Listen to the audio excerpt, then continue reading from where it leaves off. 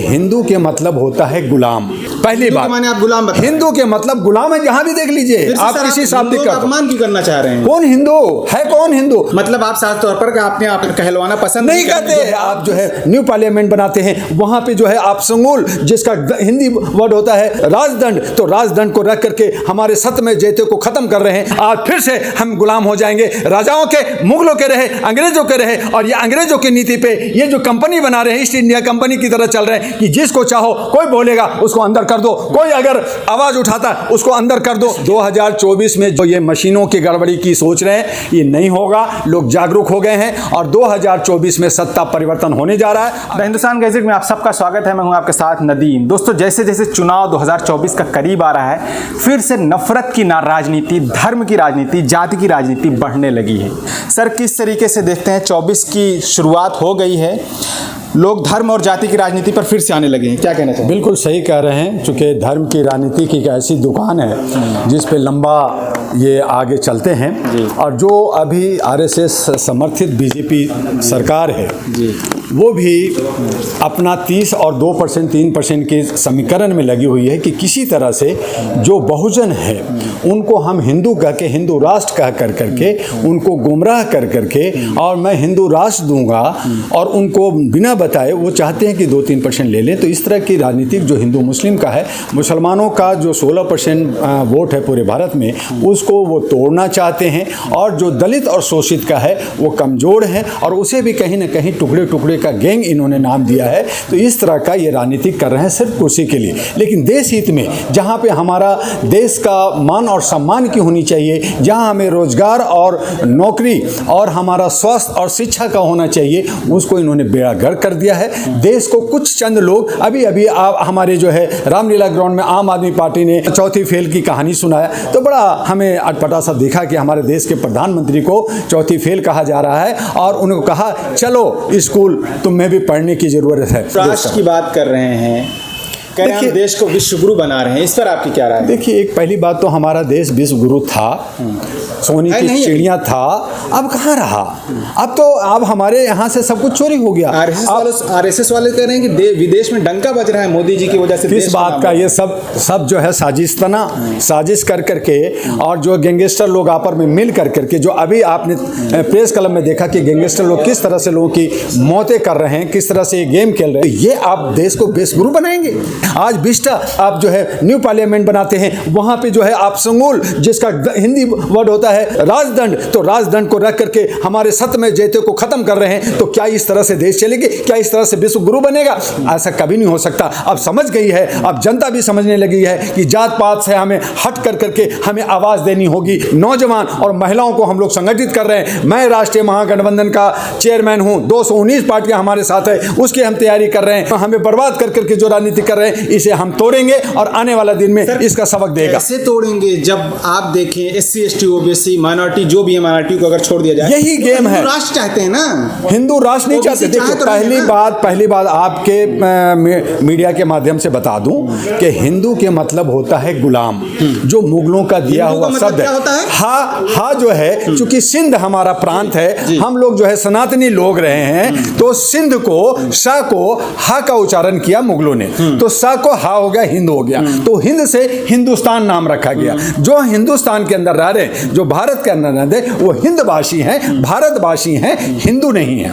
पहली बात, माने आप गुलाम बता, हिंदू के मतलब गुलाम है, जहां भी देख लीजिए आप किसी शाब्दिक का अपमान क्यों करना चाह रहे हैं? कौन हिंदू है? कौन हिंदू? आप हमारे 15% जो लोग हैं, जो ब्राह्मणवादी हैं, जो क्षत्रिय हैं, आप उनसे जाके पूछिए कि भाई आप हिंदू लिखने के लिए, बोलने के लिए तैयार हैं? वो लेकर मैं नहीं हूं। कौन है? 85%। जो क्षुद्र हैं, जो बैकवर्ड है, जो एससी हैं, उनको कह रहे हैं तुम हिंदू हो।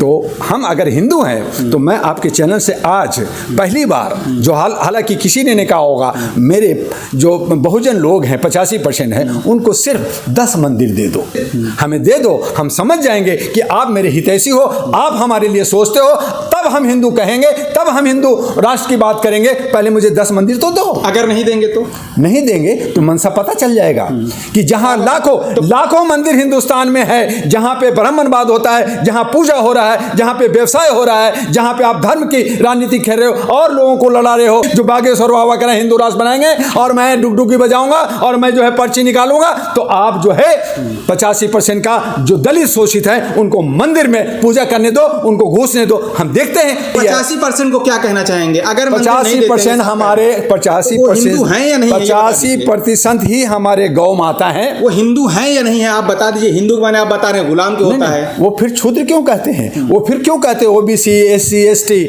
वो सबको कहें कि एक भारतीय हैं और उसको हम अधिकार देंगे।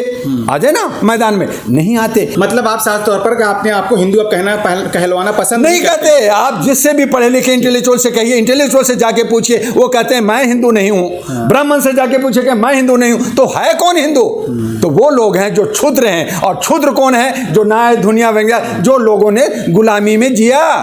तो आप गुलाम देश बनाने की बात, हिंदू राष्ट्र के मतलब है, आप हिंदू राष्ट्र अगर बना दिया तो उसका मतलब आएगा कि वो गुलाम राज बन गया। तो हमारा क्या भारत राष्ट्र नहीं है? हमारा भारत है, हम हिंद हैं, हम भारतीय हैं, हम सब भारतीय एक हो जाएं और अपने जो है लोकतंत्र को बचाना होगा, राजतंत्र से बचना होगा। और नहीं तो जिस तरह से हम 1500 साल गुलामी में जिया है, आज फिर से हम गुलाम हो जाएंगे। राजाओं के, मुगलों के रहे, अंग्रेजों के रहे, और ये अंग्रेजों की नीति पे ये जो कंपनी बना रहे हैं, ईस्ट इंडिया कंपनी की तरह चल रहे हैं कि जिसको चाहो कोई बोलेगा उसको अंदर कर दो, कोई अगर आवाज उठाता उसको अंदर कर दो, कोई आदमी जो है अपना हक हकूक के लिए आवाज नहीं उठा सकता। आज हमारी लड़कियां जो है अपने हक के लिए मांग रही, उनको नहीं सुन रहे। आज हमारे बहुत सारे लोग जो औरतें और जो नौकर हैं, जो हमारे जो बहुत सारे डिपार्टमेंट है, वो हक मांग रही, उससे कहते हैं खामोश, हमारे कुछ साथी हैं, हम उनको साथ देंगे, हम उनको मदद करेंगे। आप कैसे बचाओगे? लोकतंत्र हमारे नौजवान बचाएंगे, आने वाले पीढ़ी हमारे बचाएंगे, महिलाएं बचाएंगी। इसलिए हमें 50% का कहा कि 50 युवा को दो और 50 महिलाओं को दो। घर वो चलाती हैं, वो देश भी चलाएंगी, राज्य भी चलाएंगी। ऑर्गेनाइजर में एक आरएसएस चिंतक ने एक लेख लिखा है जिसमें वो ये कह रहे हैं मोदी जी का जो करिश्मा है अब वो काम नहीं आने वाला। जो हिंदू राष्ट्र और हिंदुत्ववादी सोच है वो भी काम नहीं आने वाली है। विकास पर काम करने की जरूरत है। बिल्कुल सही कहा कि अब जो है जो आरएसएस बदनाम हो रही है, वो देख रही है कि सत्ता हमारे हाथ से चला जाएगा, ये बीजेपी हार जाएगी और हमारा जो कार्ड मोदी है वो फेल हो जाएगा। तो दूसरा कार्ड दूसरी पार्टियों को अपने पक्ष में यह नया समीकरण बनाने में लगी हुई है और ये चतुर चालाक लोग वो भी कर सकते हैं। तो इसके लिए भी हमें सावधान होना होगा। 2024 का चुनाव नजदीक है, कुछ बदलाव 2024 में जो ये मशीनों की गड़बड़ी की सोच रहे हैं, ये नहीं होगा। लोग जागरूक हो गए हैं और 2024 में सत्ता परिवर्तन होने जा रहा है। अब किसके हाथ में आएगा, ये अभी बहुत सारे अलायंस पे मीटिंगें चल रही हैं। लास्ट मैसेज क्या देना चाहेंगे? लास्ट मैसेज ये है कि हम जनता अपने आप को जागरूक हों। आस्था अपनी जगह है, धर्म कर्म जात पात अपनी जगह है। 700 जातियां हैं भारत के अंदर और जो है 256 जो भाषाओं में बटे हुए हम विभिन्नता में एकता वाला देश है। उसे अमन शांति सौहार्द के साथ आगे बढ़ना है, लोकतंत्र को बचाना है। बस यही आपसे अपील करते हैं, जनता से अपील करते हैं। तो ये हमारे साथ डॉक्टर दुआ जी हैं जो बेबाकी के साथ अपनी बात रखे हैं, किस तरीके से 2024 का इलेक्शन होगा, महिलाओं को नौजवानों को कैसे साथ लेकर चलना है उस पर बात किए हैं। और जो राजनीति नफरत की राजनीति हो रही है उसको ख़त्म करने की बात कर रहे हैं। इनका साफ तौर पर कहना है जो मशीनों में गड़बड़ी की बात आ रही है वो हम नहीं होने देंगे। इन सारी मुद्दों पर, इन सारी बातों पर आप क्या सोचते हैं हमें कमेंट्स बॉक्स में ज़रूर बताएं। शुक्रिया।